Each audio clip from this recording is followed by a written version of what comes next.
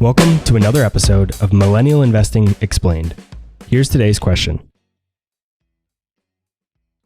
I want to talk about your career path because it's really interesting, and you had a few years of experience, or just, maybe one as a financial analyst, and then you became, a VP at Bigger Pockets. How did you progress your career so rapidly, and what could a millennial who might feel trapped in a regular corporate ladder?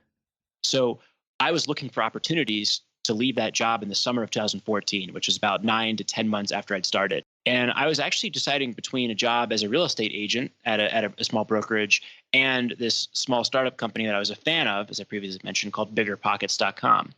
And I remember meeting the founder of BiggerPockets.com and knocking on his door and saying, "Hey, oh my gosh, you're Josh. I'm a huge fan.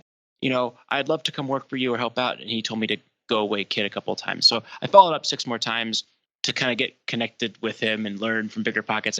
And eventually that led to in the position of Director of Operations. So it was my title when I first started. So I was doing customer support. I was keeping the books. I was selling ads. It was just like a whole hodgepodge of various different things to learn and do and figure out, to help whatever it is that Josh needed help with for those first couple of years. As the years went on, that grew into more formal responsibilities like running teams and driving revenue streams. In 2017, Josh began taking a less active role in the business, and I became the president of the company in 2018.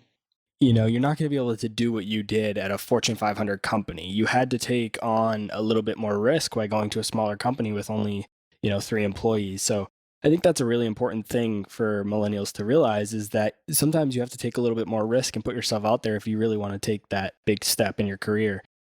That's all for this episode of Millennial Investing Explained.